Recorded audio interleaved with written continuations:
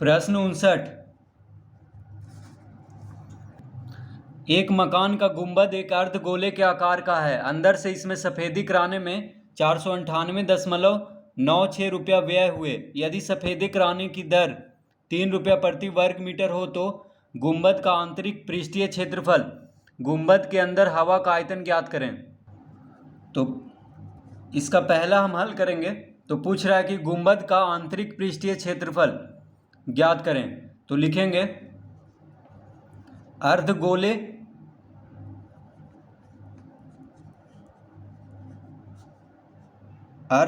गुंबद, अर्धगोले गुंबद का आंतरिक पृष्ठीय क्षेत्रफल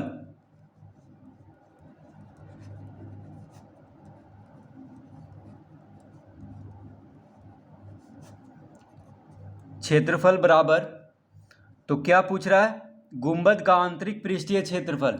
अब यहाँ पे दिया हुआ है कि एक मकान का गुंबद एक अर्धगोले के आकार का है। अंदर से इसमें सफेदी कराने में कितना व्यय हुआ है, तो 498.96 रुपया। तो यहाँ पे हम लिखेंगे 498.96 बटा 3 रुपया प्रति वर्ग मीटर। तो कह रहा है कि उस गुंबद को सफेदी कराने में कितना खर्च हुआ है, 498.96 रुपया। ठीक है, और कैसे दर है, तो 3 रुपया प्रति वर्ग मीटर की दर से उसको खर्च हुआ है 498.96 रुपया। तो गुंबद को अंदर से सफेदी कराया गया है, यानी उसके आंतरिक पृष्ठीय क्षेत्रफल को सफेदी किया गया है। तो कुल जो खर्च हुआ है उसको जो दर है उससे भाग दे देंगे तो क्या निकल जाएगा, आंतरिक पृष्ठीय क्षेत्रफल उस गुंबद का, यानी 498.96 को 3 से भाग दे देंगे तो निकल जाएगा आंतरिक पृष्ठीय क्षेत्रफल, क्योंकि उसका आंतरिक पृष्ठीय क्षेत्रफल को ही रंगा गया है, जिसका कि कुल खर्च दिया हुआ है और प्रति वर्ग मीटर जो दर है वह भी दिया हुआ है। तो 498.96 को 3 से जब भाग देंगे तो हो जाएगा 498.96 बटा 3। अब देखिए 3 से कट रहा है, 3 से इसको काट देंगे, 3 गुना 1 3, एक इधर गया तो 19 हो गया, तो 3 छक 18, फिर एक इधर गया तो 18 हो गया, तो 3 छक 18, 3 तिहाई 9, 3 दूना 6, यानी कितना आ गया 166.32 वर्ग मीटर। तो प्रति वर्ग मीटर दर दिया हुआ था, तो इसका आंतरिक पृष्ठीय क्षेत्रफल भी वर्ग मीटर में आएगा। तो 166.32 वर्ग मीटर हो जाएगा अर्धगोले गुंबद का आंतरिक पृष्ठीय क्षेत्रफल।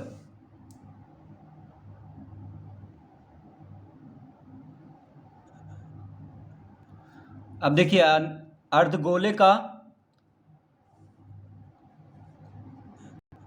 तो अब हम लिखेंगे यहां पे, अतः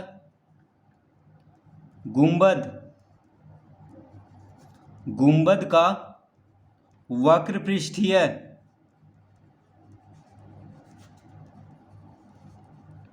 क्षेत्रफल बराबर हो जाएगा 166.32 वर्ग मीटर। तो गुंबद का वक्र पृष्ठीय क्षेत्रफल कितना हो जाएगा, 166.32 वर्ग मीटर, क्योंकि गुंबद को जो सफेदी किया गया है आंतरिक पृष्ठीय क्षेत्रफल पे किया गया है। तो जो आंतरिक पृष्ठीय क्षेत्रफल होगा वही गुंबद का वक्र पृष्ठीय क्षेत्रफल भी होगा। ठीक है, क्योंकि गुंबद जो है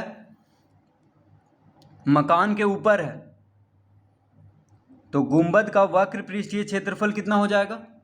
जो गुंबद का आंतरिक पृष्ठीय क्षेत्रफल आया है वही गुंबद का वक्र पृष्ठीय क्षेत्रफल होगा। अब देखिए गुंबद कैसा है, तो गुंबद जो है अर्धगोले के जैसा है, तो अर्धगोले का वक्र पृष्ठीय क्षेत्रफल का सूत्र यहाँ पे लगाएंगे। तो अर्धगोले का वक्र पृष्ठीय क्षेत्रफल का सूत्र होता है 2 पाई आर स्क्वायर। तो 2 पाई आर स्क्वायर बराबर हो जाएगा 166.32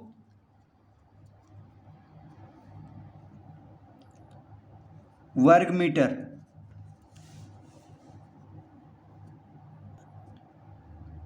अर्धगोले का वक्र पृष्ठीय क्षेत्रफल का सूत्र होता है 2 पाई आर स्क्वायर।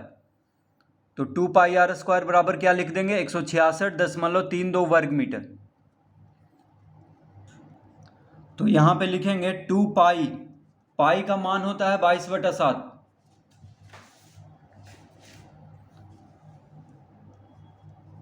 पाई का मान क्या होता है? 22/7। तो 2 गुना 22/7 गुना आर स्क्वायर। अब देखिए आर क्या है? आर हो गया अर्धगोले की त्रिज्या यानी गुंबद की त्रिज्या। तो त्रिज्या को आर से लिखते हैं। तो 2 गुना 22/7 गुना आर स्क्वायर बराबर लिख देंगे 166.32 वर्ग मीटर। इस तरह लिख लेंगे। तो आर स्क्वायर बराबर क्या हो जाएगा? तो आर स्क्वायर बराबर हो जाएगा 166.32 गुना 7/2 गुना 22। इस तरह लिख लेंगे। तो 166.32 के साथ 7 को गुना कर देंगे, क्योंकि 7 यहाँ पे भागा में है तो इधर जा कर के यानी बराबर के दाएं तरफ जा कर के गुना में हो जाएगा, क्योंकि इधर भागा में है। और 2 गुना 22 आर स्क्वायर के साथ गुना में है, तो बराबर के जब दाएं तरफ भेजेंगे तो भागा में हो जाएगा। तो इस तरह लिख लेंगे।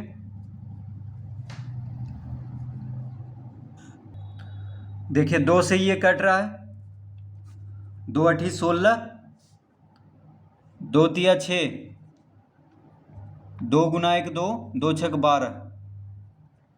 तो 2 से काट लेंगे इसको। 2 अठी 16, 2 तिया 6, फिर दशमलव देंगे। 2 गुना 1 2, 1 इधर गया 12 हो गया, 2 छक 12। तो 2 से 166.32 को काटेंगे तो कितना आएगा? 83.16।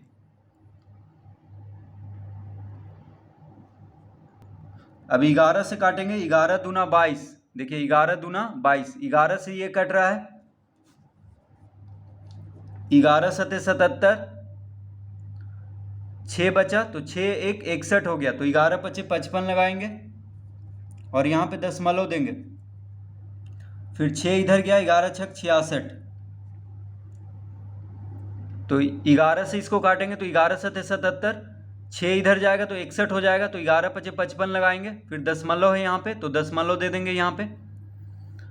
फिर यहाँ पे 6 गया इधर तो 66 हो गया, तो 11 छक 66। अब 2 से उसको काट लेंगे, 2 तिया 6, दशमलव देंगे।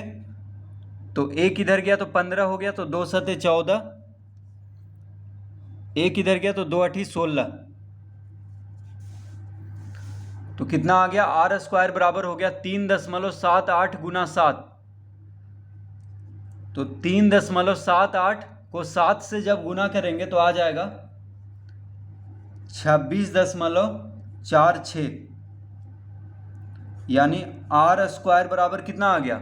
26.46। तो आर बराबर हो जाएगा अंडर रूट 26.46। तो आर स्क्वायर है, देखिए आर स्क्वायर है तो स्क्वायर को इधर भेजेंगे तो अंडर रूट में हो जाएगा। तो आर बराबर क्या हो जाएगा? Under root 26.46। अब 26.46 पे अंडर रूट है, यानी 26.46 का वर्गमूल ज्ञात करना है। तो 26.46 का जब वर्गमूल ज्ञात करेंगे तो आ जाएगा 5.14 दशमलव में आएगा। तो आर बराबर कितना हो गया? 5.14 मीटर। तो अर्धगोले गुंबद कि त्रिज्या कितना हो गया 5.14 मीटर। अब त्रिज्या ज्ञात हो गया है। अब पूछ रहा है यहाँ पे कि गुंबद के अंदर हवा का आयतन ज्ञात करें। तो लिखेंगे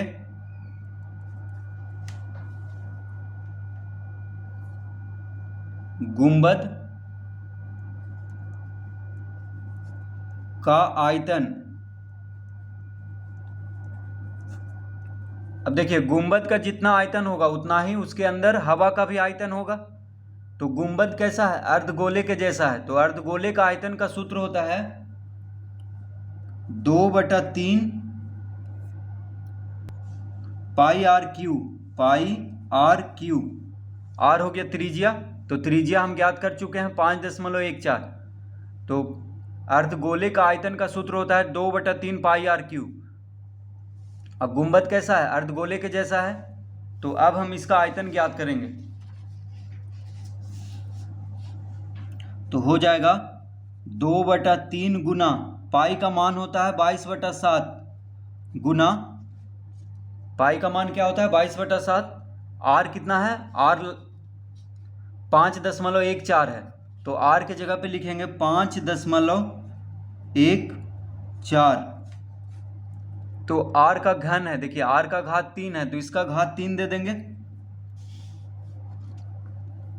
अब इसको गुना करेंगे तो 22 दूना 44, 7 या 21 गुना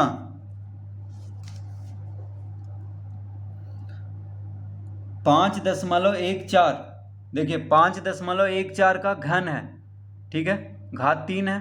तो 5.14 को 3 बार गुना करेंगे तो हो जाएगा 5.14 गुना 5.14 गुना 5.14। तो घात 3 है, इसका मतलब क्या हुआ, 3 बार गुना करेंगे। अब इसको गुना कर लेते हैं तो हो जाएगा 44/21 गुना। अब देखिए ये तीनों को जब गुना करेंगे तो आ जाएगा 135.796,744। तो 5.14 गुना 5.14 गुना 5.14 कितना आ जाएगा 135.796,744।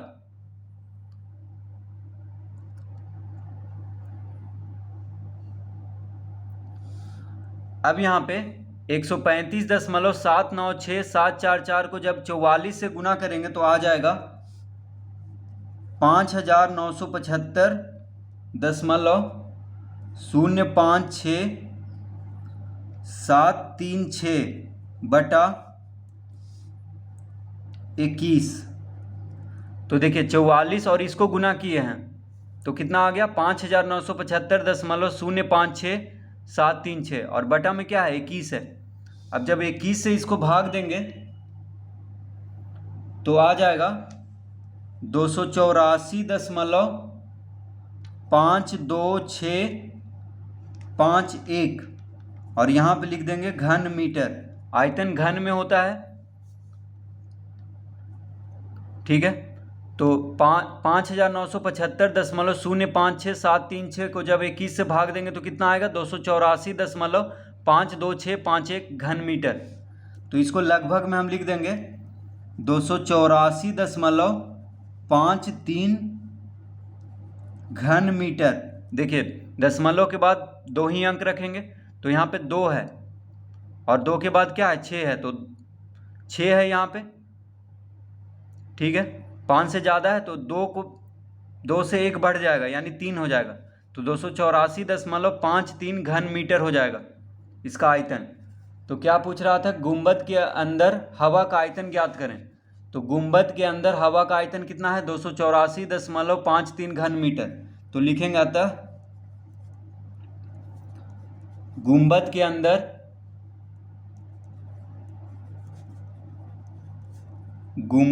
अंदर हवा का आयतन, गुंबद के अंदर हवा का आयतन बराबर हो जाएगा 284 0.53 घन मीटर। तो इस तरह से इस प्रश्न को हल करेंगे।